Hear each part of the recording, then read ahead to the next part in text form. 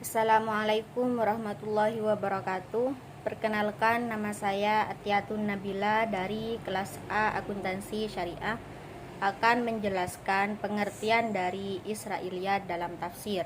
Nah, yang pertama saya akan menjelaskan pengertian Israiliyat tersendiri. Israiliyat secara etimologi bentuk jamak dari kata Israiliyah yang merupakan bentuk kata benda untuk isim yang dinisbatkan pada kata Israel dari bahasa Ibrani yang berarti hamba Tuhan. Nah, Israiliyat ini adalah seluruh riwayat yang bersumber dari orang-orang Yahudi dan Nasrani serta selain dari keduanya yang masuk dalam tafsir maupun hadis. Ada pula ulama tafsir dan hadis yang memberi makna Israiliyat sebagai cerita yang bersumber dari musuh-musuh Islam, baik Yahudi, Nasrani ataupun yang lainnya. Nah, karena itu juga Israiliyat belum tentu dibenarkan ataupun disalahkan oleh ulama. Nanti saya akan menjelaskan di poin selanjutnya.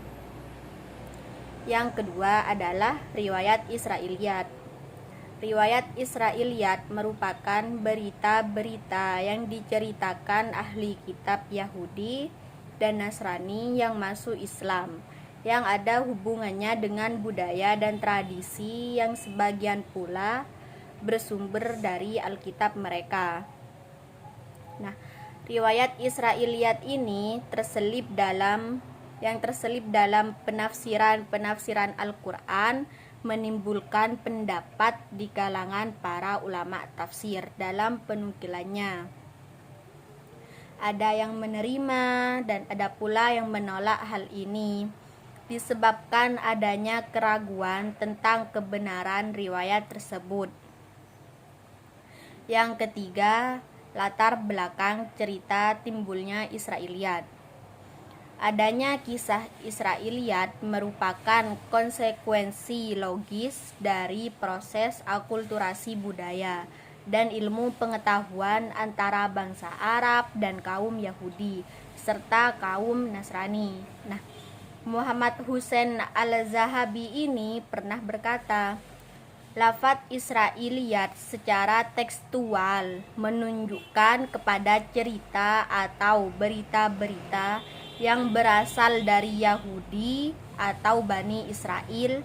Meskipun demikian, lafaz Israiliyat ini digunakan pula penyebutan kepada berita-berita dan cerita zaman dahulu yang berasal dari selain Yahudi, baik itu Nasrani, Majusi, dan lain sebagainya.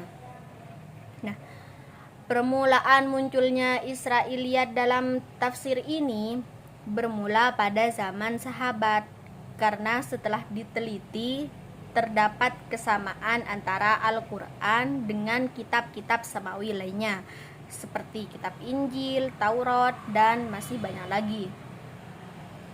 Yang keempat, saya akan menjelaskan proses masuknya Israiliyat dalam tafsir. Proses masuknya Israiliyat dalam tafsir ini melalui periwayatan dan pengkodifikasian. Nah, pada masa periwayatan, terutama masa sahabat dan tabi'in, tidak terdapat kejanggalan karena sahabat mendapatkan tafsir langsung dari Nabi Muhammad. Apabila timbul permasalahan, maka Rasul sendirilah yang akan memberikan jawaban dan solusinya. Pada masa tabi'in ini, untuk memecahkan masalah, mereka menginformasikannya kepada para sahabat. Sedangkan pada zaman pengkodifikasian tafsir dan hadis ini, secara tidak disadari Israiliyat masuk ke dalamnya sampai bercampur aduk dan tidak diketahui otentitas riwayatnya. Selanjutnya saya akan menyebutkan rawi-rawi Israiliyat. Di sini saya akan menyebutkan perawi dari kalangan sahabat dan tabi'in saja. perawi dari kalangan sahabat ada Tamim Al-Dari dan Abdullah ibnu Salam. Sedangkan perawi dari kalangan tabi'in ada Ka'ab ibnu Ahbar dan Wahab ibnu Munabbih. Selanjutnya teman-teman bisa lihat di resumen punya saya. Nah, selanjutnya saya akan menjelaskan hukum meriwayatkan Israiliyat dan pandangan ulama terhadap Israiliyat tersebut. Ada beberapa dalil yang memperbolehkan meriwayatkan Israiliyat. Begitupun sebaliknya, ada juga dalil yang tidak menyetujuinya. Nah, menanggapi hal tersebut, Imam Al-Zahabi berpendapat bahwa setiap riwayat Israiliyat yang sesuai dan sejalan dengan syariat Islam, maka diperbolehkan untuk diriwayatkan. Namun, yang tidak sesuai dengan syariat Islam atau tidak masuk akal, maka tidak diperbolehkan untuk meriwayatkannya.